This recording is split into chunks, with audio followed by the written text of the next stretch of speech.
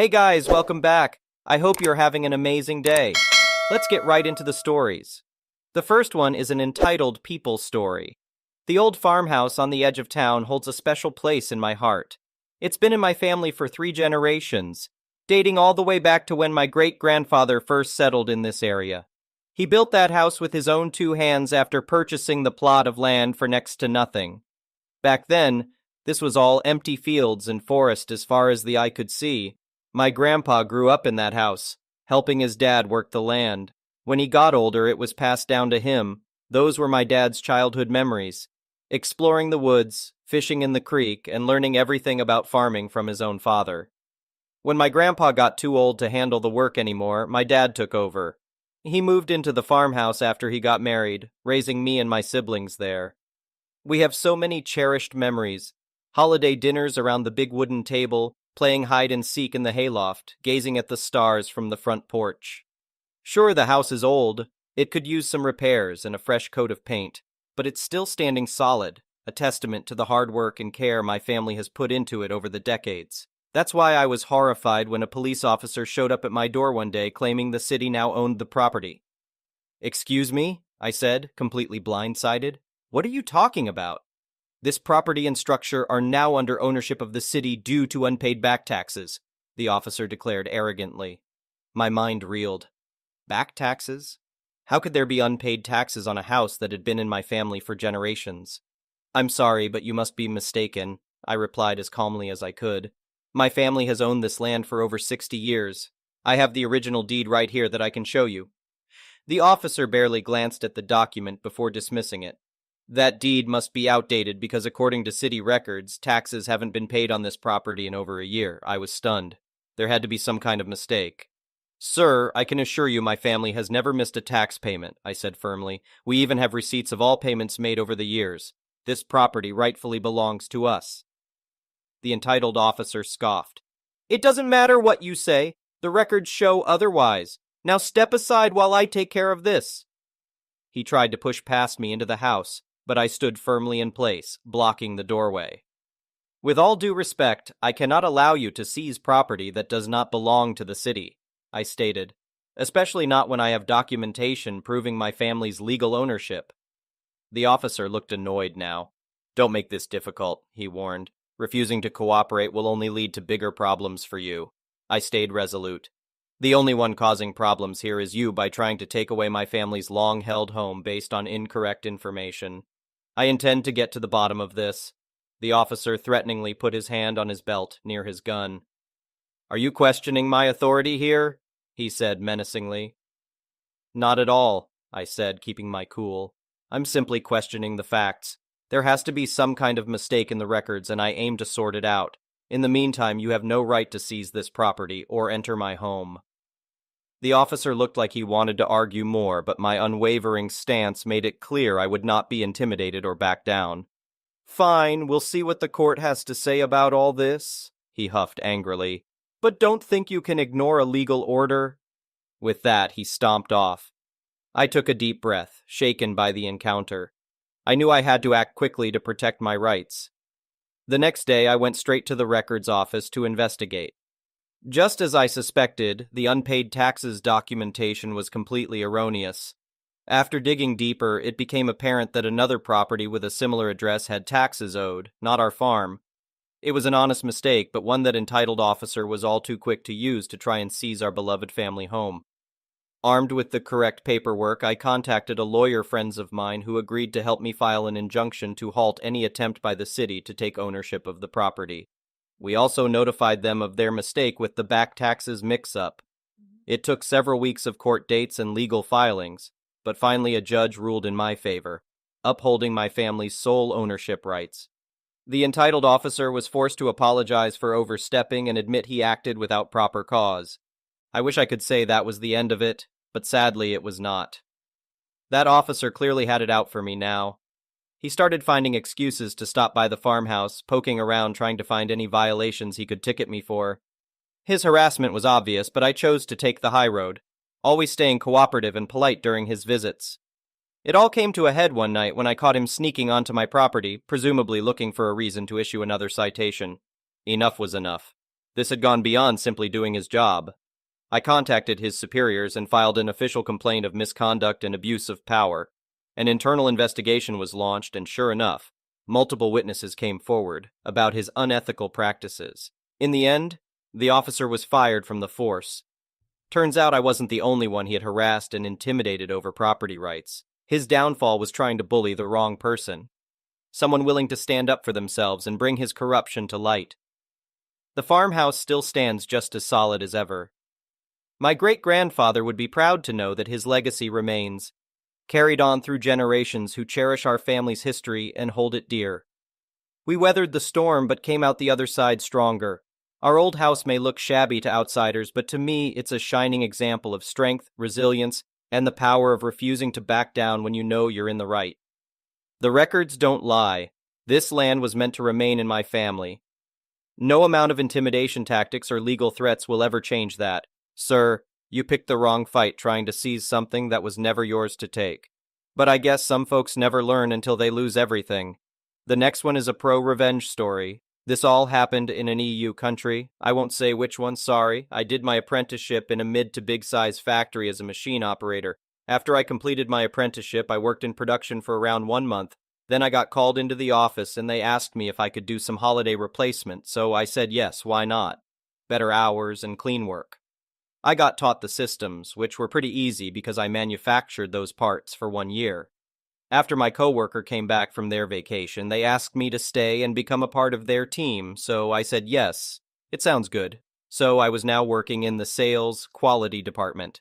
Now, in the present time, 7 years later, our team increased from 5 workers to 15 because of restructuring, which helped us a lot.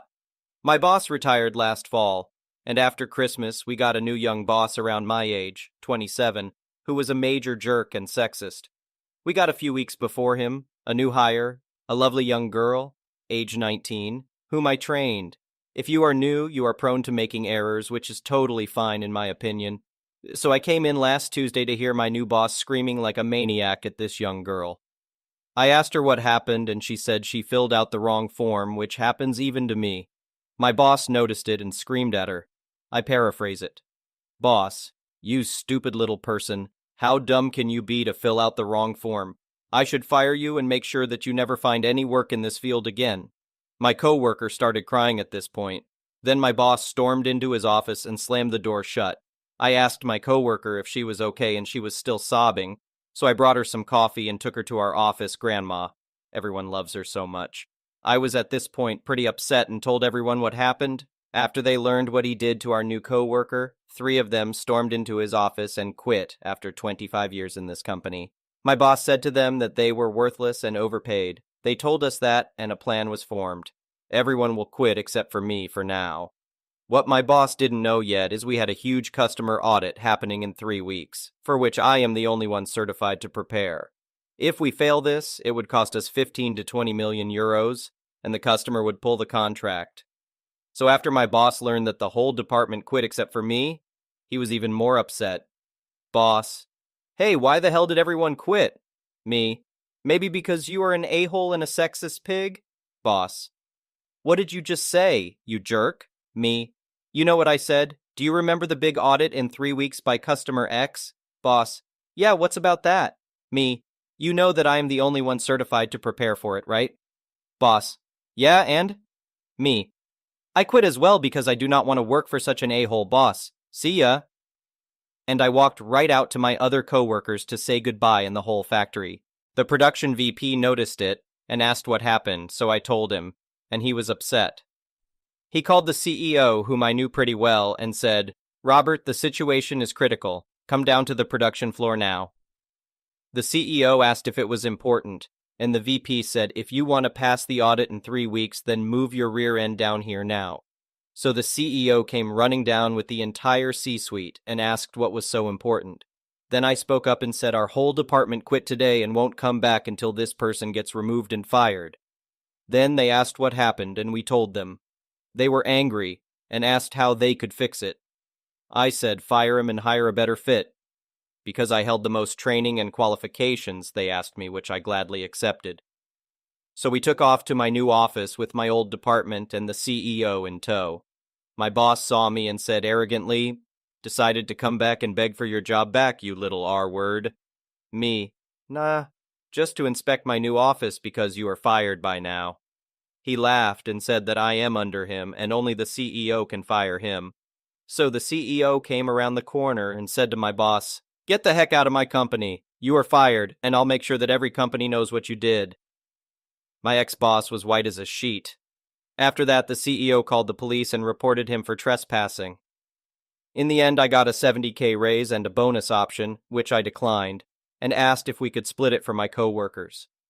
I don't need that much money, 1 million euros worth of bonuses.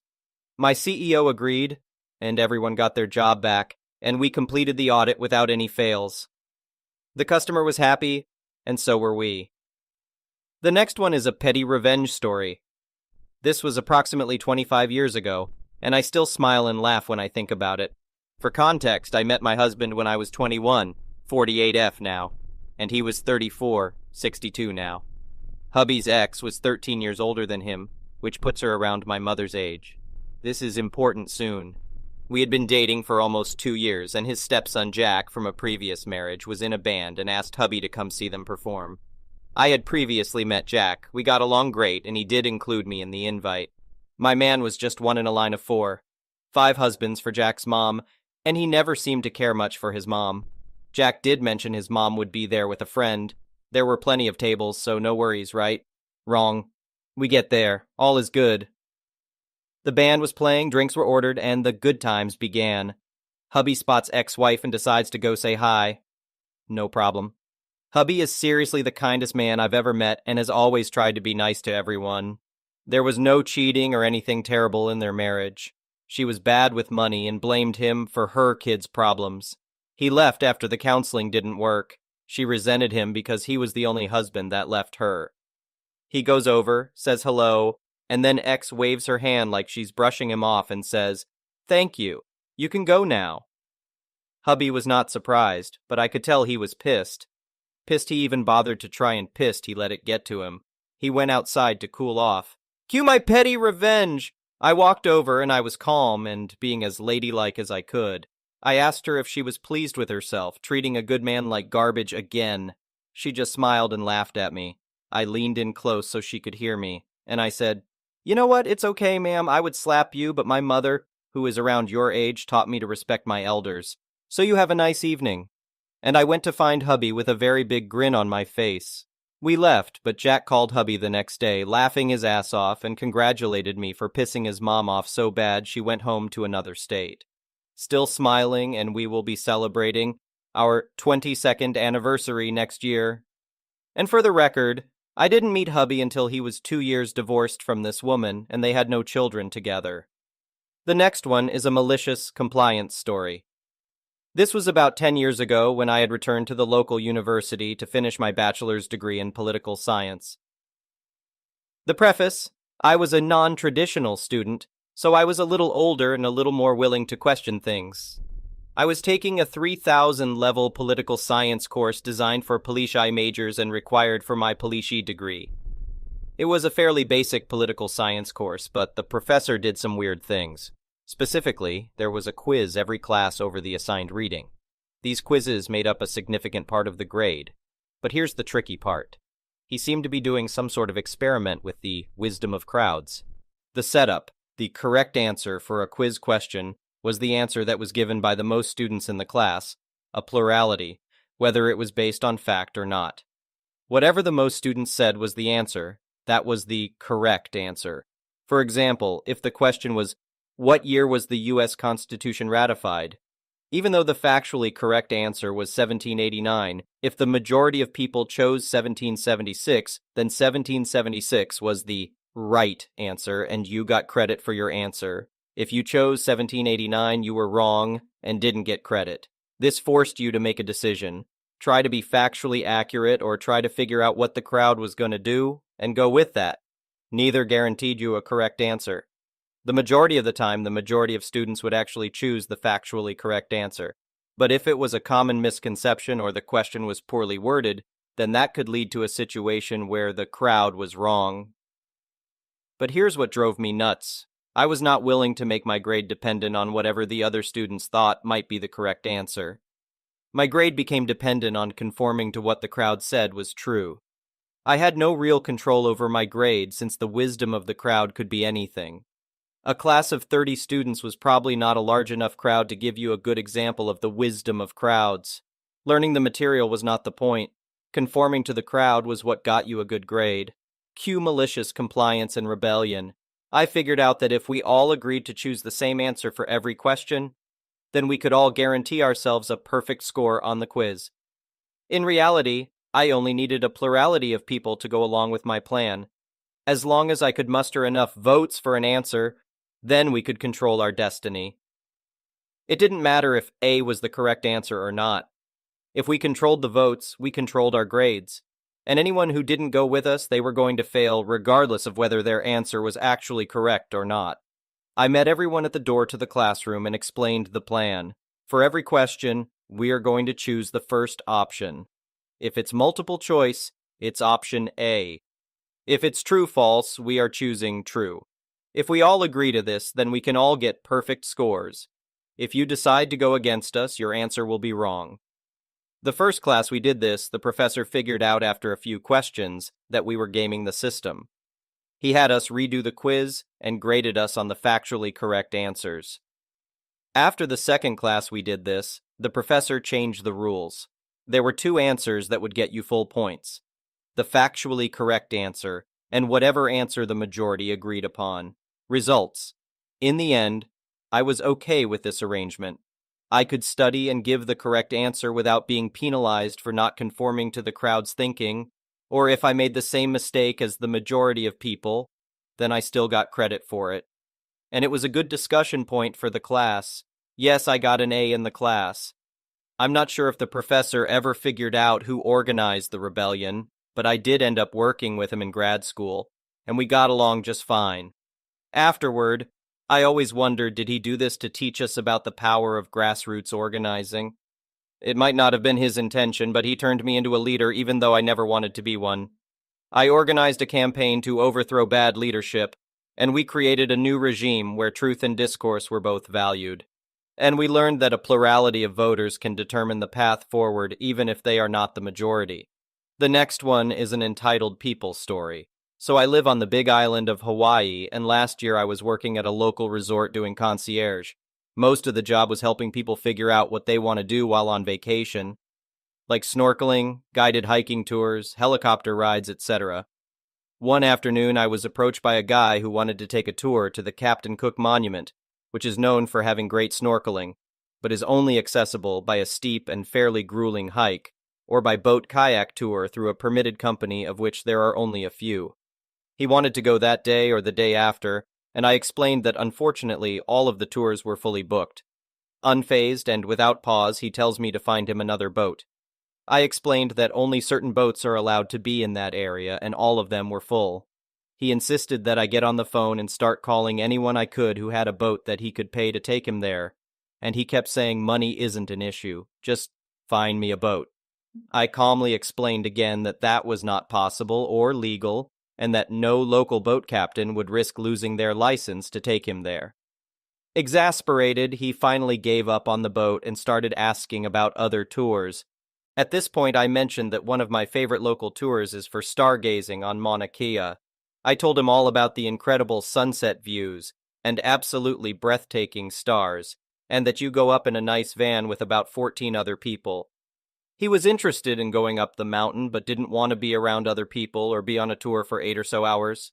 So he tells me to call the helicopter companies and find him one that will fly him up there for a private star show.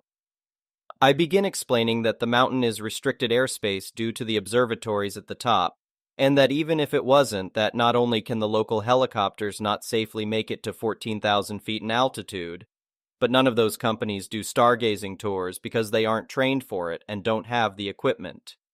Again, he tells me to just call around and find him a pilot willing to take him up there, and again starts repeating that money isn't an issue.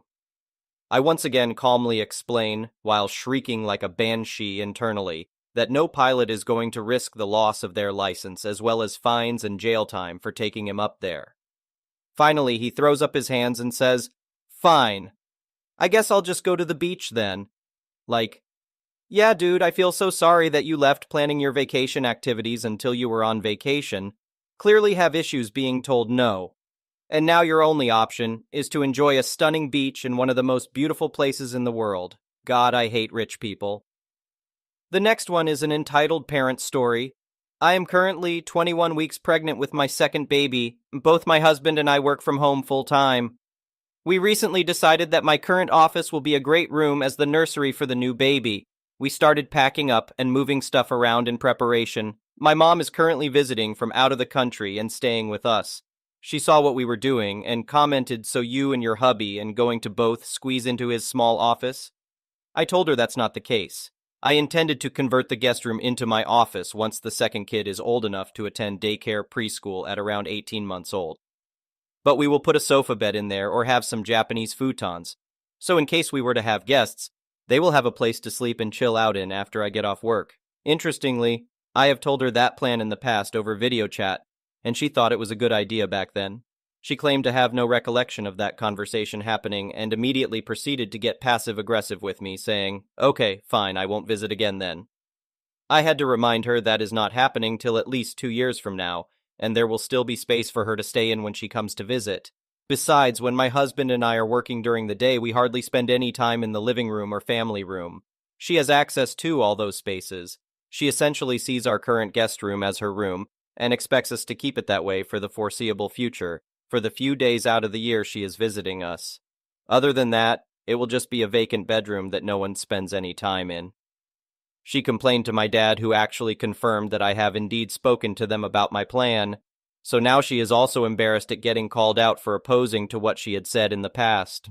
She just felt like she is entitled to that room in my house, even though she spends only around 1 month total out of the year visiting us. She has been giving me the silent treatment since the argument, and whenever I try to talk to her, she would answer with a ton of attitude and basically told me to duck off. Both my husband and I find her reaction ridiculous, and are not ready to coddle up to her unreasonable demand just to keep her happy. Thank you for watching. I would really appreciate it if you could like the video and subscribe to our channel if you haven't already.